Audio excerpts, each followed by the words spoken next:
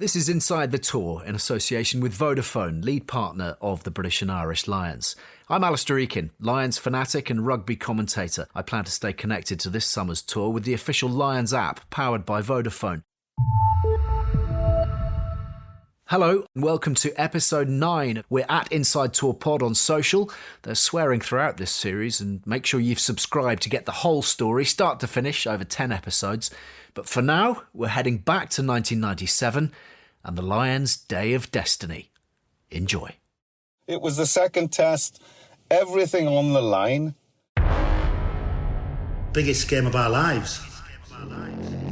Inside the Tour. 28th of June 1997, 5 o'clock kickoff. The intensity was amazing. The inside story. Just the build up to it and everything, it was just unreal. Told by those who were there. They were 1-0 down. We were going into Kings Park, Durban, 80,000 people there. It was amazing. It was just frightening, actually. It was frightening. Hello, this is John Bentley. We're on the 1997 British and Irish Lions tour of South Africa. And living the dream.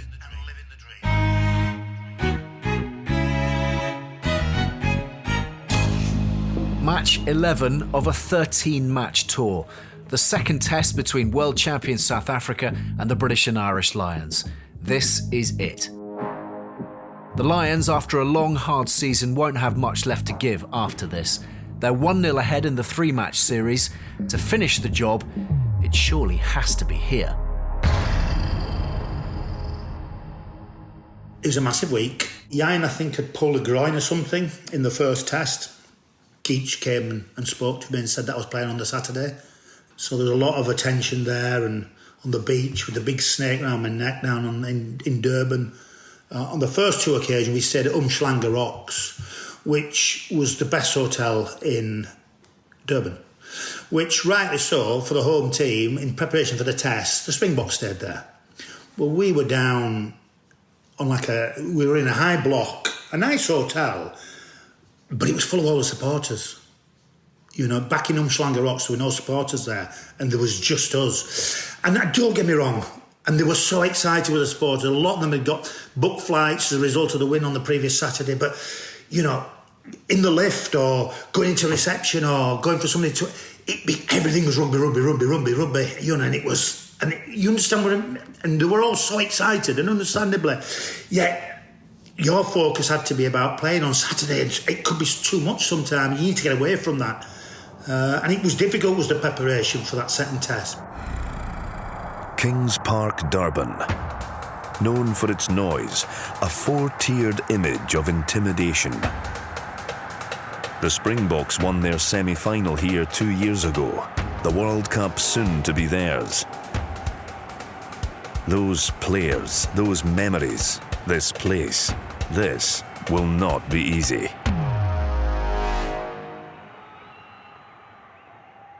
Kings Park at Durban is an amazing ground.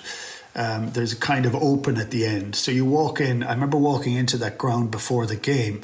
You walk in along the side of the field, on the inside of the field, from the, and it's quite sheer and it's quite amazing. So that was fantastic. I'm Keith Wood. I'm Scott Gibbs. This is Inside the Tour with the Lions in 1997.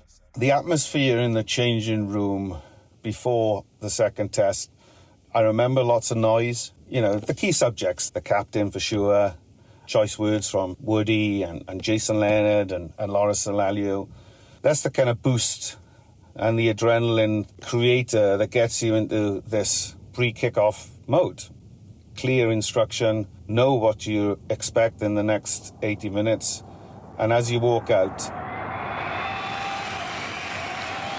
Running out was just unreal. It was just, you know, you could cut the atmosphere with a knife. It was just absolutely insane. I'm Neil Jenkins, starting fullback. I always remember turning and then seeing South Africa run out. Never seen a side run out like that before. I was literally I thought they were going to run through the stand the other side. I thought that's how hard they were running out and that's how much they wanted this game. And it was incredible, really. I was always thinking, wow, I think it's going to be a test match today, that's for sure. When we got to our position on the left-hand side of the field there, I think that really shook a lot of players, including myself, and I could see players drifting, and myself included. You got lost in the occasion.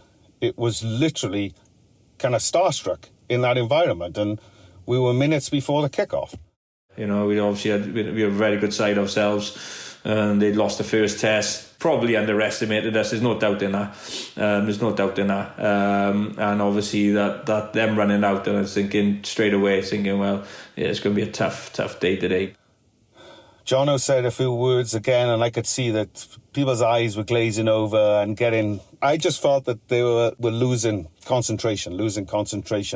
So I kind of came in the middle, and I said a few words that I felt that I needed to say, that, you know players' body language, and you can see in their eyes, are they in this moment? Are they ready to go? Or, do they need more time? And I didn't want to be one of those 5 minutes later behind our post saying, I told you so. So I had to get something off my chest. And that's where, you see me actively vocal in the middle of that huddle saying we need to raise the intensity.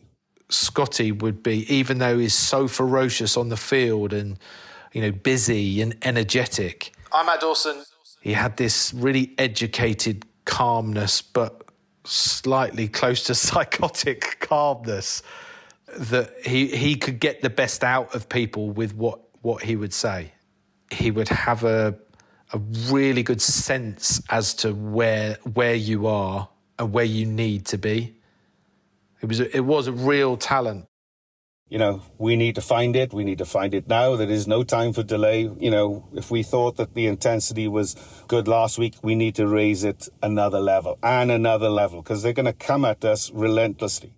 And then when the game started, it was just 1,000,000 miles an hour. It was just insane. They were so good. They were so good. I'd never been in a test arena that was so loud, and it was intimidating. And we were clinging on to hang in there, really, at times. Boy, it was intimidating.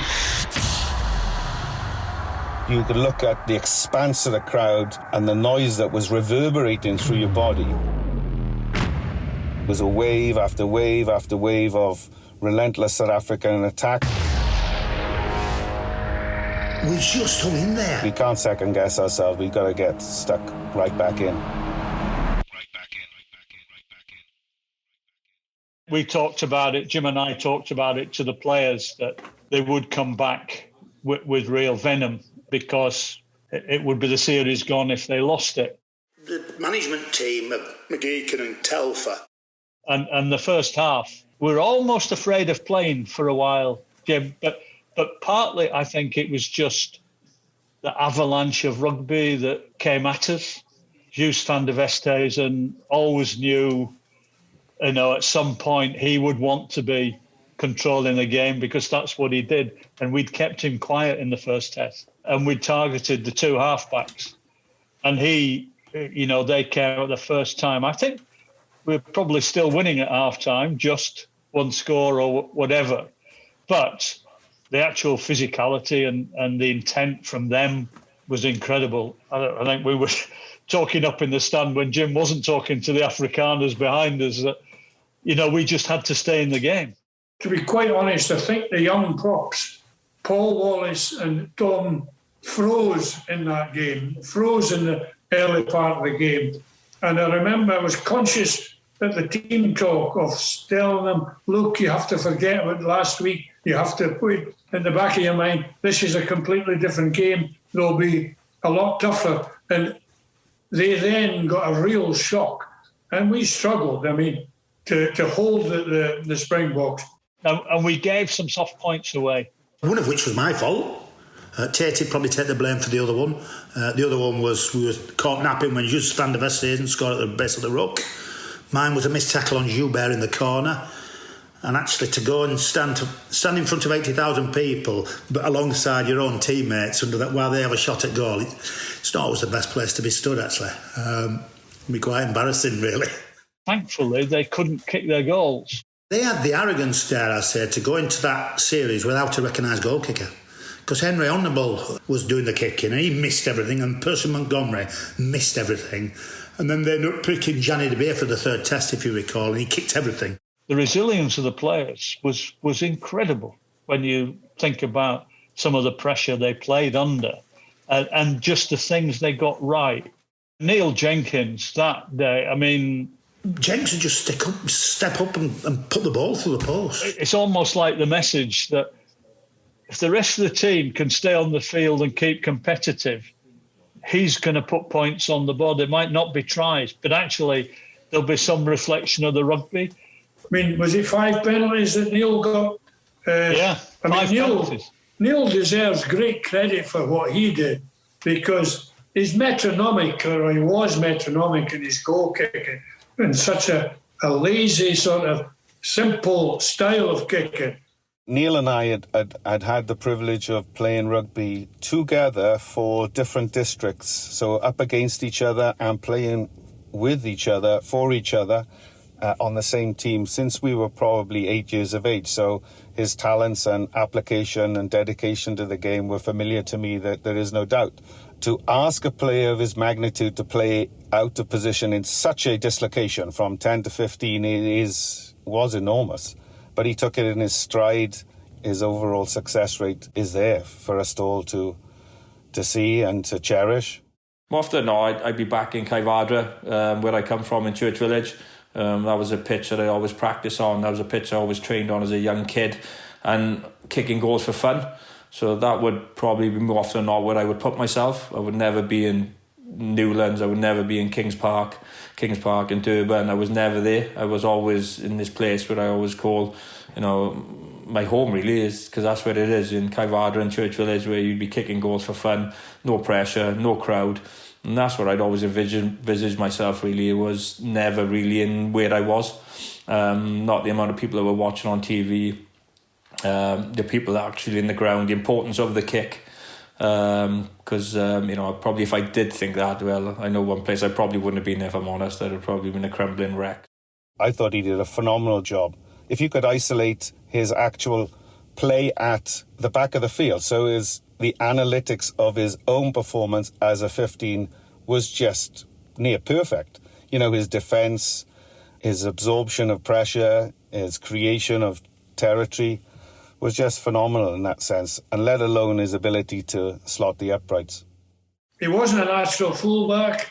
He was in there mainly for his goal kicking, and so he kept us in the game.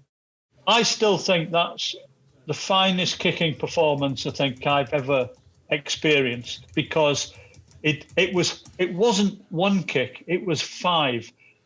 None of them were easy. Had he missed one of them, the result would have been different and history would have been different.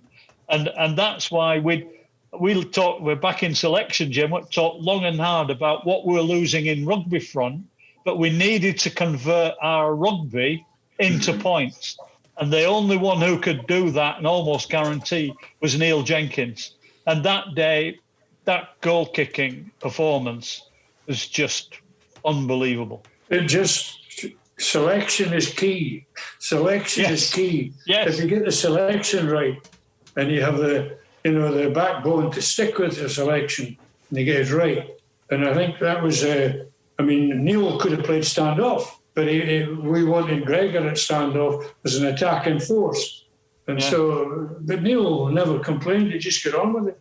He's such a great rugby player and such a great bloke. Yeah. Well, we just hung in there.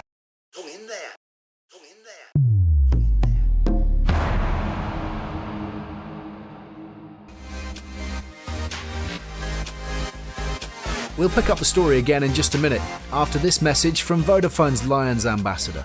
Hi, I'm Sam Warburton, Lions captain in 2013 and 2017.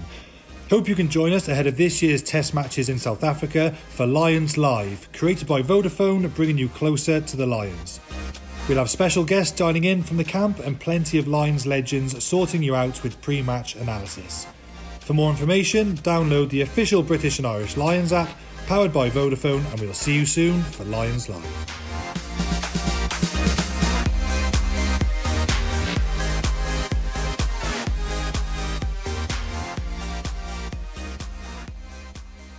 The collision.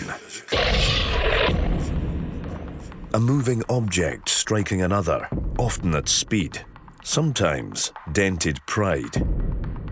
I mean, the significance of it... Scott Gibbs, marauding from the Lions' midfield. There was a game changer.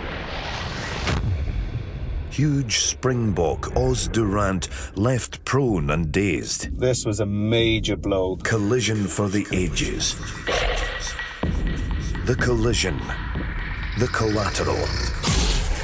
The indelible image of the second half. Scotty Gibbs gave... I mean, he was just immense. When Gibbsy runs over Oz Durant, that is no surprise to me, I can assure you. His frame and his stature is incredible. He's so strong, so agile, so quick. Yeah, we all knew Scotty Gibbs was a great, but he epitomised the Lions. I picked the biggest guy. It was like running into a side of a mountain. I didn't feel a thing. I knew that impact had dented their own enthusiasm. Because he was on the floor, he was winded, he sounded like a pregnant cow, and this kind of moo type of noise was coming out of his gills. So this was a major blow.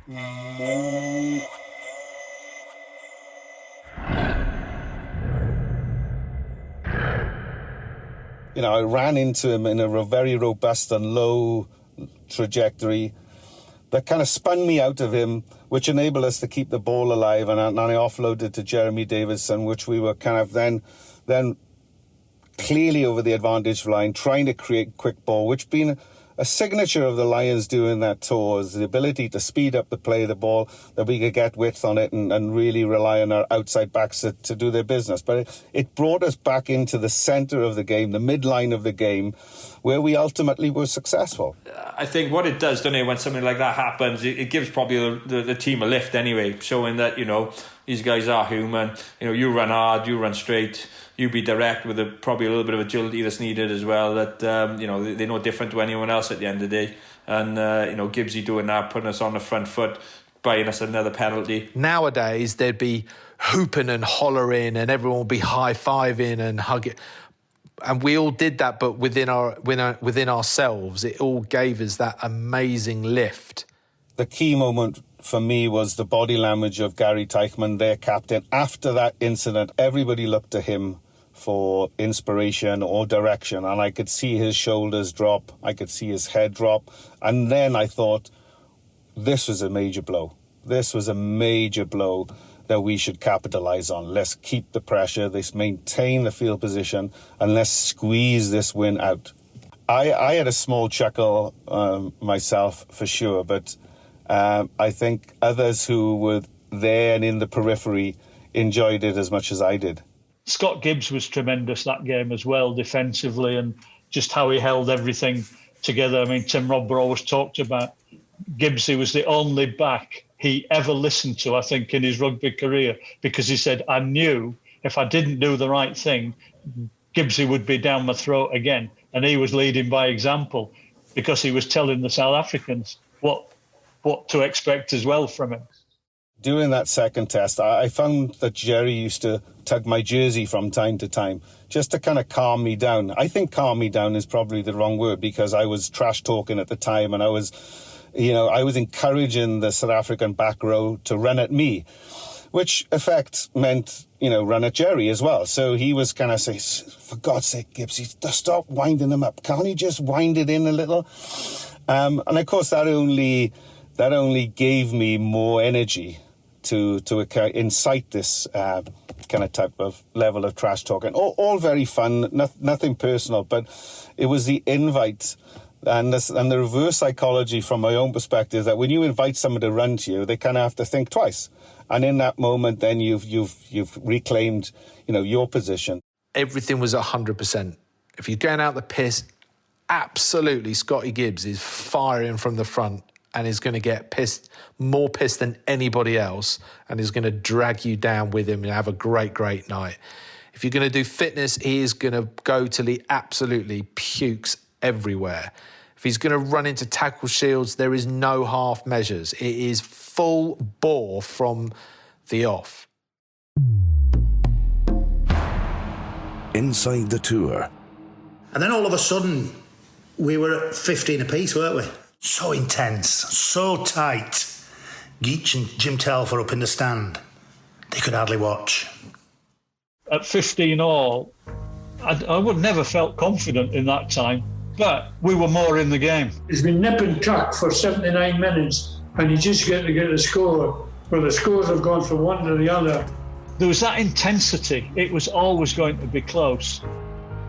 The lead up to Jerry's drop goal was players just being in the game to do the right thing, right person, right place, right time, doing the right thing. Neil Back came on and he won a crucial turnover at halfway on the halfway line. Keith Wood kicked it down at the 22, chased it, and there was a line out. Gregor's run up the line. He took the ball in, didn't he? He did. Took the ball in, and the ball came Gregor out. carried it, big. They carried it, yes. And then the pass from Matt Dawson to Jerry for the drop goal was just players in complete unison, doing different things. I mean, when the drop goal went over, that is the longest 4 minutes of my rugby career, I think, without a doubt, because you knew they'd come back, and what you then want is to end up with a draw. That was my biggest concern, that it'd end up 18 all, and then we're going to have to do it in a third test. I was very conscious the Springboks would come back at us very hard. 18-15 in the minutes after were crucial. We knew that once we got the drop goal, it was 3 points, but the kick-off, they were kicking off to us. We were going to be in our own 22. Jim and I both thought Neil Jenkins, what's he kicked the ball out in the full, South Africa's scrum in front of our post, and of course game over. But you asked the referee what's going to happen if he kicks it out on full, and that's a level of coolness under pressure. We happened to be ahead when the final whistle went, and that was just enough. From thinking, oh crikey, you're going to another South African scrum, it was game over, and Test Series 1. It certainly was the highlight of my coaching career, and it changed me completely. I'm Scott Gibbs. I'm Matt Dawson. My name's John Bentley. This is Austin Healy. I'm Neil Jenkins. I'm Jeremy Guscott. I'm Keith Wood. We're on the Lions Tour in 1997. There was a ruck down near the 22 and the ball is there and I see it and it comes out and I kick it. And I kick it because it's the right thing to do.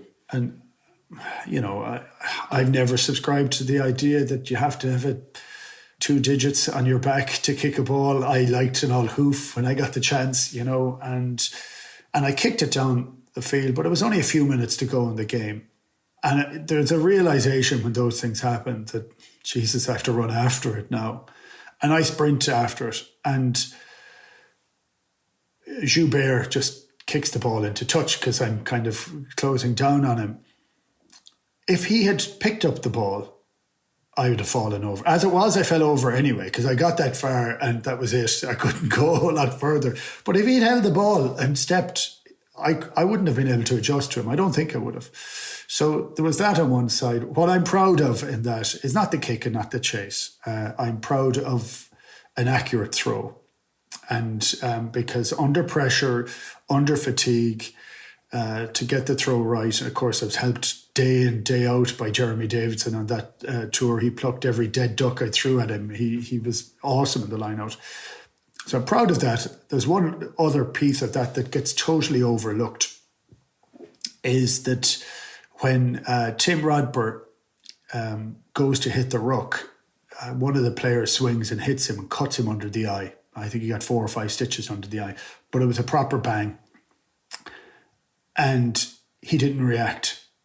Now, if somebody hits you off the ball, your gut instinct is to react, and he didn't react. And he actually hit the ruck, and we won that ruck for the pass that went out to Guscott to go over. That gets overlooked all the time. That was amazing. Out of all of the mayhem, I could hear Jerry screaming for the ball. Yeah, Dorse was at the bottom of the, there's a good 9 at the ruck there. I can hear him shouting, whatever he's shouting, Dorse, Dorse, Dorse. Yeah, but it's his voice. And he read the game so probably one of the best readers of the game that I ever played with. I'd shifted into 10 somehow. It's just the way it all went. I'm not sure I passed the ball to Jerry Guscott in any moment on the tour where he was the first receiver. Whereas he's gone, right, everything else, get out of the way. The drop goal is the right plan. Gregor's out of position, give me the ball, it's an easy drop goal for me. He would not waste his effort calling for the ball for a drop goal if it wasn't on. He just wouldn't do it. And so I think instinctively, when I heard Jerry's voice, Jerry's calling for the ball, he's getting it. And the ball came to me, and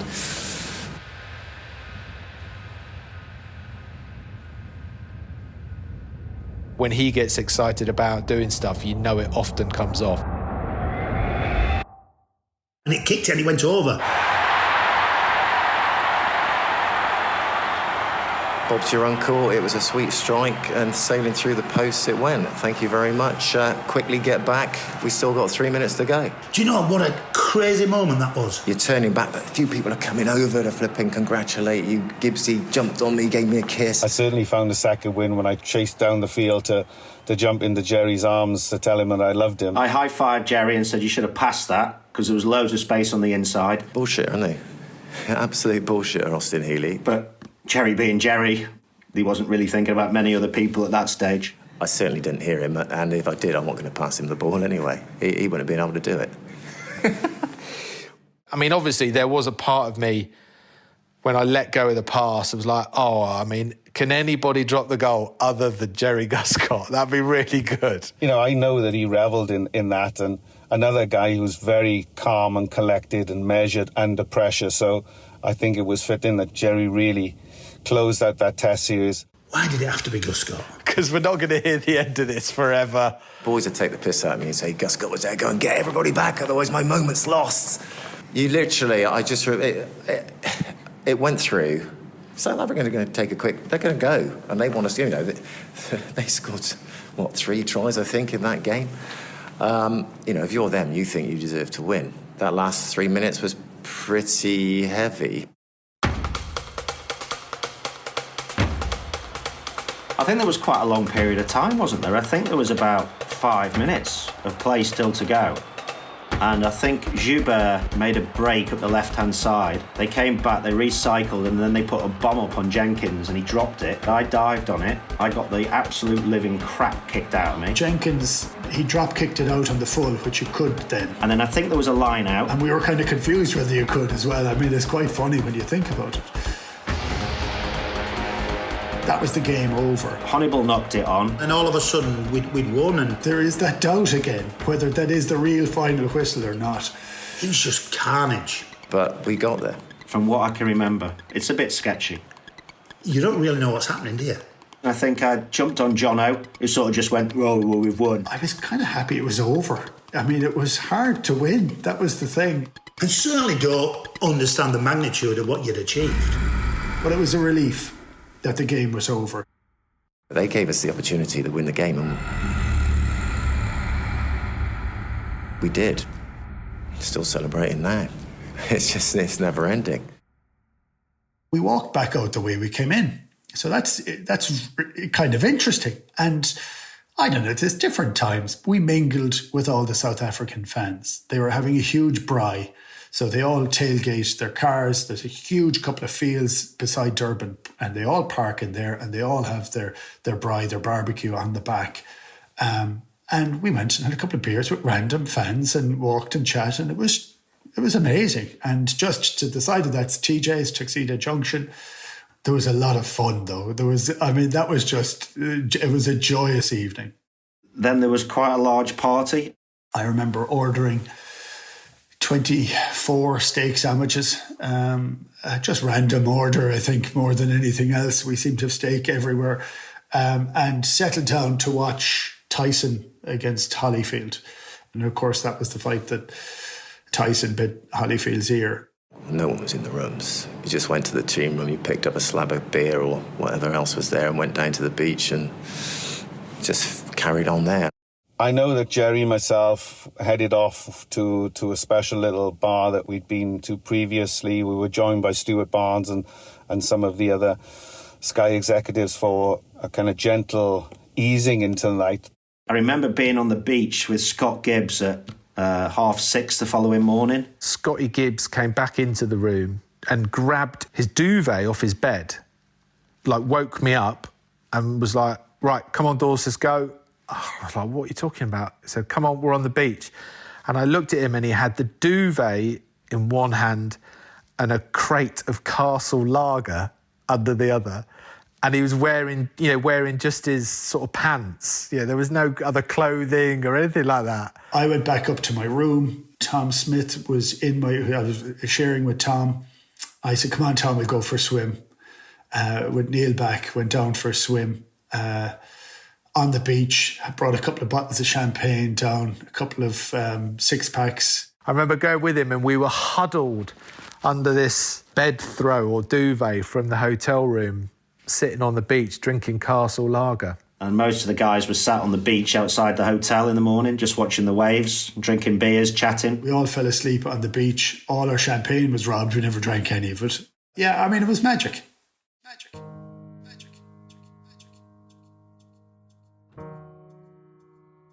I mean, I don't think we didn't have cameras and all that sort of stuff, so we didn't really have any photos of it, but yeah, it was amazing.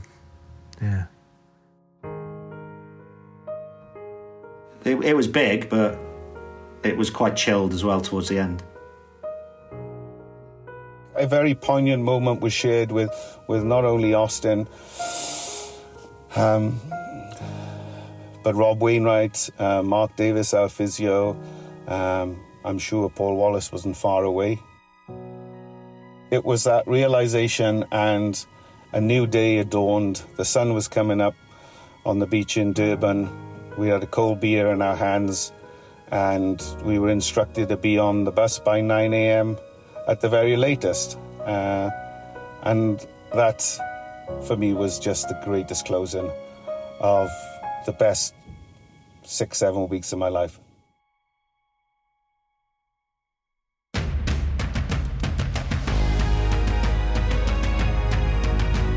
I don't think you're alone there, Scott Gibbs. What a finish, what a match, what a tour. The Lions take an unassailable 2-0 lead in the series, and even though they lost the third at Ellis Park the following week, does anyone really remember it? There was a great push to do, whitewash the South Africans, but everybody was in bits. If you weren't in bits, you were still hungover, so you were in no state to play that third test, really.